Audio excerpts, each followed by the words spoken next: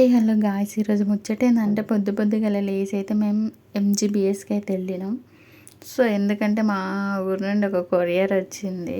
మీరు చెప్పండి, మీకు సిటీలో దొరికే రైస్ ఇష్టమా, విలేజ్లో దొరికే రైస్ ఇష్టమా?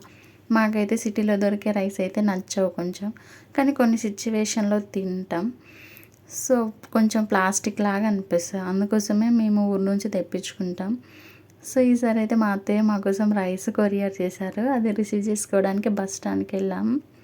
ఈలోపు అయితే టీ తాగేసినాం. టీ టేస్ట్ అయితే చెత్తలాగా ఉంది, అంత వరస్ట్ ఉంది.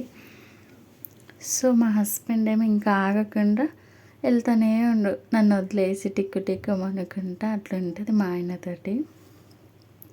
తను కొరియర్ రిసీవ్ చేసుకునే లోపు నేను బస్ స్టాండ్ అంతా ఒక లుక్ వేసుకున్నాను, చాలా డేస్ అవుతుంది కదా అని.